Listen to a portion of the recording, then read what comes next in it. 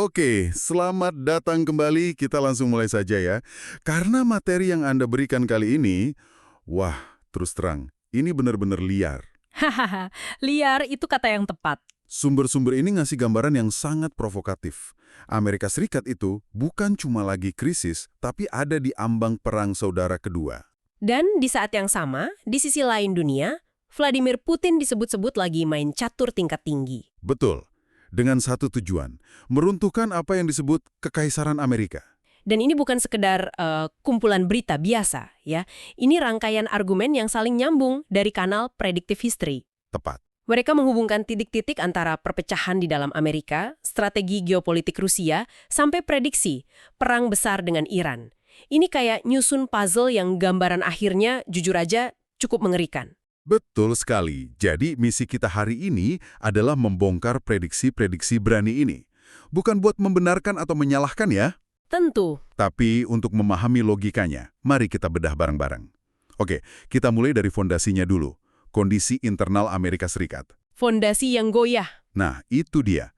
Gagasan utamanya, menurut bacaan ini, sebuah kekaisaran akan runtuh kalau 3 hal terjadi barengan.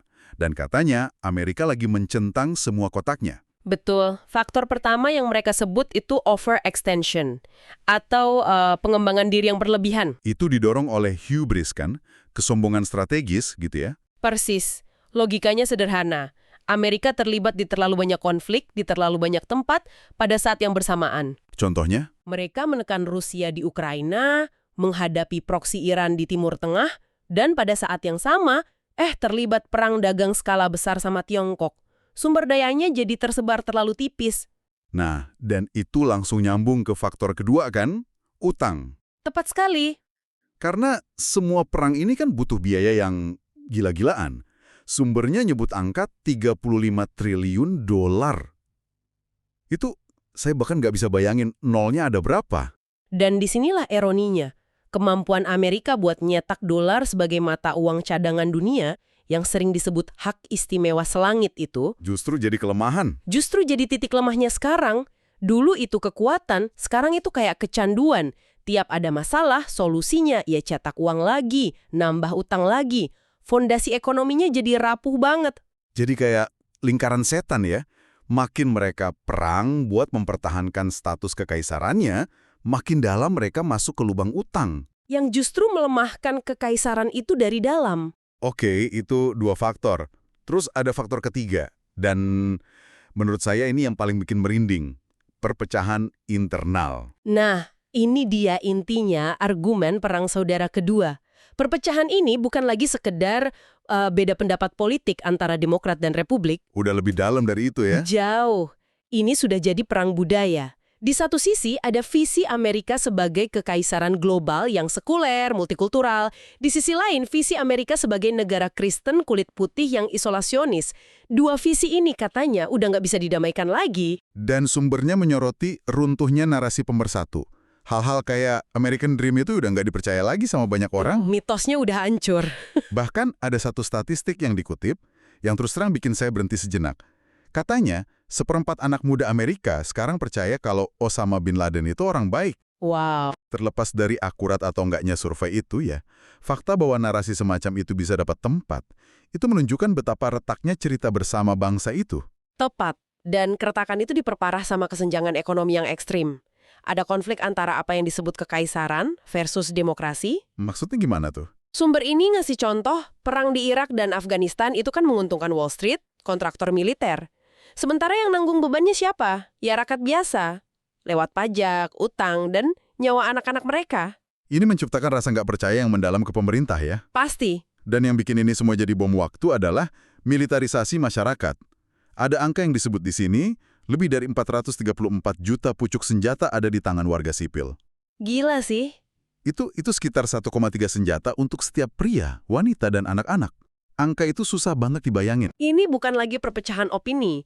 Ini potensi konflik bersenjata yang nyata. Ditambah lagi ada pertumbuhan pesat di pasukan khusus militer. Dari 38.000 jadi lebih dari 73.000 personil. Nah, ini juga faktor yang bahaya banget. Mereka ini kan prajurit elit yang dilatih buat perang non-konvensional. Kalau sampai ada konflik internal, loyalitas puluhan ribu prajurit ini bisa terbelah. Oke, jadi gambaran di dalam negerinya suram banget. Amerika rapuh, terpecah, bersenjata lengkap. Nah, di tengah kekacauan internal inilah, katanya, muncul pemain eksternal yang lihat peluang. Di sini nama Vladimir Putin masuk. Benar. Argumennya adalah Putin punya rencana strategis yang jauh lebih besar dari sekedar menang perang di Ukraina. Tujuannya apa? Untuk menghancurkan kekaisaran Amerika itu sendiri. Dalam pandangan yang digambarkan di sumber ini ya, Putin melihat Amerika sebagai sumber konsumerisme barat yang merusak budaya Rusia. Dan satu-satunya cara membebaskan Rusia adalah dengan meruntuhkan pusatnya. Tapi gimana caranya? Amerika kan militernya masih yang terkuat di dunia. Caranya, menurut analisis ini ya, dengan mengeksploitasi 3 kelemahan yang tadi kita bahas. Oke. Perang di Ukraina itu digambarkan sebagai lubang hitam. Black hole yang sengaja dirancang buat menyedot sumber daya, senjata dan uang dari NATO dan AS. Jadi tujuannya buat menguras mereka sampai habis gitu. Persis. Makin lama perangnya, makin besar utang Amerika, makin tipis persediaan senjatanya, dan makin besar perpecahan di dalam NATO. Sumber ini mencontohkan Jerman, yang katanya udah mulai capek sama konflik ini. Sebentar, saya mau nanya di sini. Apakah sumber ini ngasih bukti konkret kalau ini adalah rencana sengaja dari Putin sejak awal? Atau ini lebih ke interpretasi dari hasil yang terjadi? Pertanyaan bagus. Karena bisa aja kan, ini cuma kebetulan yang sangat menguntungkan buat Rusia, bukan sebuah strategi besar. Dan sumber ini memang menyajikannya lebih sebagai analisis pola, bukan pengakuan langsung. Mereka nggak mengklaim punya dokumen rahasia dari Kremlin. Oke. Sebaliknya, mereka melihat serangkaian tindakan di Ukraina, di Timur Tengah, dengan serangan Hamas yang memaksa AS meregangkan sumber daya lagi, dan menyimpulkan kalau ini bukan langkah acak. Ini bagian dari strategi koheren untuk membuat Amerika kelelahan. Masuk akal. Dan untuk menjelaskan gimana seseorang bisa berpikir dalam skala sebesar itu, sumber ini bikin perbandingan yang sangat berani, yaitu antara Putin dan Stalin. Nah, ini dia. Tunggu dulu, Stalin. Itu kan perbandingan yang berat banget. Maksudnya, apa mereka disamakan sebagai diktator haus darah? Bukan. Perbandingannya lebih spesifik ke cara berpikir strategis mereka, bukan soal moralitasnya. Oke, gimana tuh? Sumber ini mengidentifikasi 3 kesamaan. Pertama, kemampuan merasakan zeitgeist atau semangat zaman. Kedua, imajinasi strategis buat memproyeksikan masa depan. Dan ketiga, sesuatu yang disebut kepribadian ganda yang bikin mereka susah ditebak. Ini membawa kita ke salah satu ide paling menarik dalam bacaan ini ya, perbedaan fundamental antara cara pikir Rusia dan Barat. Betul. Sumber ini coba menjelaskannya dengan analogi yang cukup bagus sih.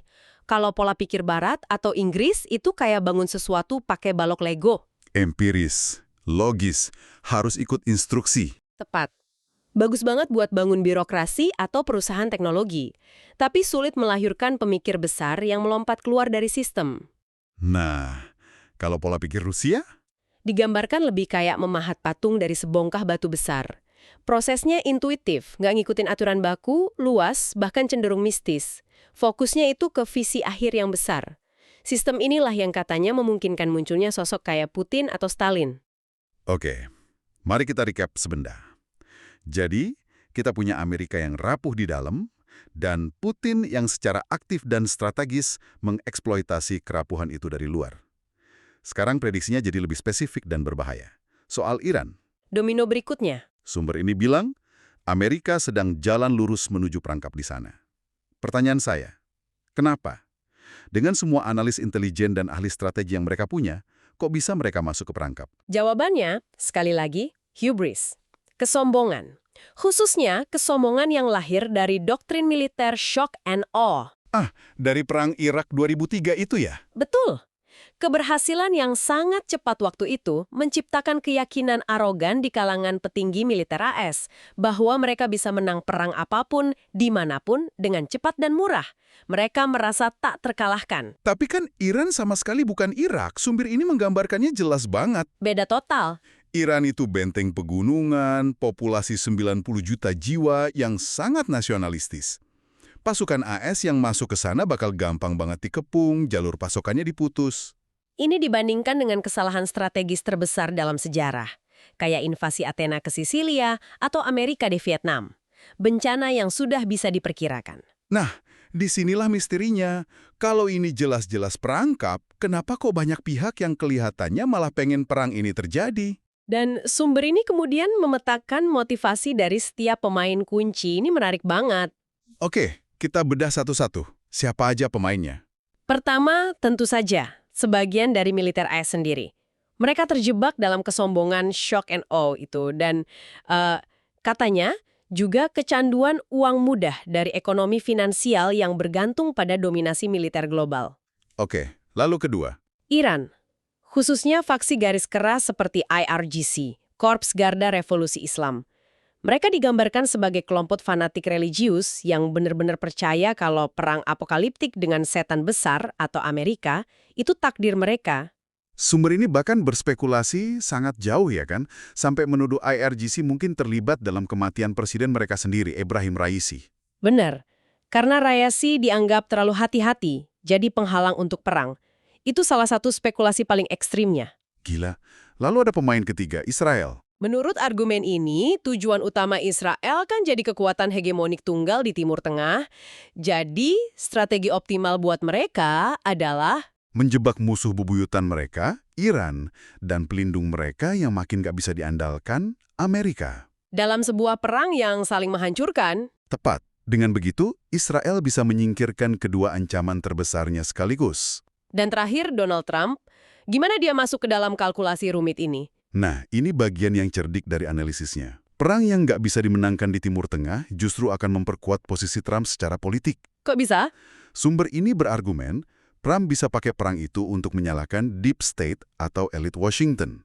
Dia bisa bilang, lihat, saya sudah peringatkan kalian.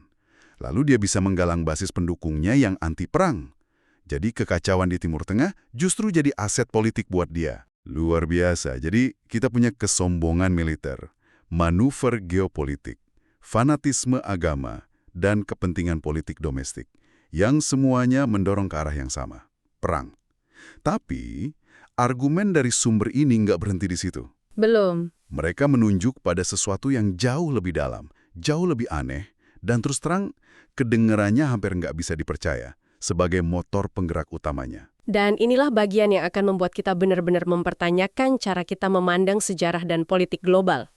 Penggerak tak terlihat itu, menurut sumber ini, adalah sebuah ideologi teologis yang disebut Christian Zionism. Oke, jelaskan itu seolah-olah saya nggak tahu apa-apa. Apa maksudnya? Intinya, ini adalah keyakinan yang dipegang oleh sebagian besar umat Kristen evangelis di Amerika. Keyakinan tentang apa? Bahwa agar Yesus bisa datang untuk kedua kalinya, serangkaian nubuat dalam Alkitab harus dipenuhi dulu di dunia nyata. Ini semacam daftar tugas ilahi. Daftar tugas seperti apa? Ada beberapa poin kunci. Pertama, pemulihan bangsa Israel di Tanah Suci. Ini mereka yakini sudah terpenuhi dengan berdirinya negara Israel modern tahun 1948. Oke, 1, checklist. Kedua, pembangunan kembali kuil Sulaiman di Yerusalem. Nah, masalahnya, lokasi kuil kuno itu sekarang ditempati oleh Kubah Sahroh, salah satu situs paling suci umat Islam. Wow. Itu. Jadi, secara implisit, nubuat ini memerlukan penghancuran situs tersebut. Sebuah tindakan yang pasti akan memicu perang dunia. Wow. Oke. Lalu apa lagi? Dan yang ketiga, harus terjadi pertempuran terakhir, pertempuran Gog dan Magog, di mana seluruh dunia akan bersatu untuk menyerang Israel. Dalam kerangka berpikir ini, perang antara AS dan Iran itu nggak dilihat sebagai bencana, tapi sebagai langkah yang diperlukan untuk mempercepat pemenuhan nubuat akhir zaman. Perang itu adalah katalisator untuk kedatangan kembali Kristus. Tunggu. Dan entah gimana, ini semua nyambung ke Isaac Newton, bapak gravitasi, yang kita pelajari di pelajaran fisika itu. Haha, iya, Isaac Newton yang itu. Gimana mungkin namanya muncul di tengah diskusi soal Iran, Putin, dan nubuat Alkitab? Sumber ini beneran serius nyambungin titik-titik ini. Rasanya kok kayak masuk ke alur novel Dan Brown ya? Tepat sekali. Dan ini klaim paling liar sekaligus paling fundamental dari seluruh argumen ini. Newton, yang kita kenal sebagai ilmuwan rasional, ternyata menghabiskan lebih banyak waktu buat mempelajari teologi dan alkimia daripada fisika. Oh ya? Dia terobsesi menafsirkan nubuat Alkitab secara harfiah dan matematis. Salah satu karyanya yang paling nggak dikenal, Observations upon the Prophecies of Daniel, Disebut-sebut sebagai teks dasar yang meletakkan fondasi intelektual bagi ideologi Christian Zionism modern. Jadi, menurut argumen ini, ideologi yang mungkin mendorong kebijakan luar negeri AS di Timur Tengah saat ini berakar dari interpretasi matematis seorang ilmuwan abad ke-17 terhadap teks suci kuno. Persis. Ideologi ini kemudian disebut menyebar selama berabad-abad lewat berbagai perkumpulan rahasia dan akhirnya jadi bagian tak terpisahkan dari fondasi Kekaisaran Anglo-Amerika. Gila! Dalam pandangan yang sangat radikal ini, peran Kekaisaran AS saat ini, disadari atau tidak oleh para aktornya, adalah untuk memfasilitasi terpenuhinya nubuat-nubuat ini. Bahkan jika itu berarti, Kekaisaran itu harus mengorbankan dirinya sendiri. Jadi kalau kita tarik benang merahnya, sumber ini pada dasarnya berargumen bahwa kebijakan luar negeri sebuah negara adidaya mungkin nggak digerakkan oleh para ahli strategi di Pentagon, Atau para ekonom di Wall Street. tapi oleh interpretasi teks suci dari abad ke-17. Gitu. Ini benar-benar mengubah cara kita memandang motivasi mereka. Itu adalah implikasi yang paling meresahkan dari semua ini. Luar biasa. Oke, mari kita rangkum perjalanan gila ini. Sumber-sumber yang Anda berikan melukiskan gambaran di mana Amerika sedang runtuh dari dalam. Karena utang dan perpecahan. Rusia di bawah Putin secara strategis mempercepat keruntuhan itu, sebuah perangkap menanti di Iran. Dan semua ini mungkin digerakkan oleh kekuatan ideologis tak terlihat yang berakar pada penafsuran kuno atas nubuat agama. Betul. Sebagai penutup, kami ingin meninggalkan Anda dengan satu pemikiran provokatif yang ditekankan berulang kali dalam materi ini. Pergeseran besar dalam sejarah, runtuhnya kekaisaran, perang dunia, seringkali nggak cuma didorong oleh ekonomi atau kekuatan militer. Tapi oleh apa? Mereka didorong oleh apa yang disebut eskatologi, sebuah keyakinan bersama yang sangat kuat tentang bagaimana dunia akan berakhir atau kemana sejarah akan bermuara. Keyakinan semacam ini memberikan motivasi dan kerangka kerja bagi jutaan orang untuk bertindak secara terkoordinasi, sesuatu yang nggak bisa dijelaskan hanya dengan kepentingan pribadi. Pertanyaan terakhir untuk Anda renungkan adalah ini. Di dunia yang kita anggap digerakkan oleh kepentingan rasional dan kalkulasi dingin, mungkinkah kekuatan terbesar yang sebenarnya sedang bekerja adalah narasi-narasi tak terlihat ini? Cerita-cerita besar tentang awal dan akhir yang kita ceritakan pada diri kita sendiri.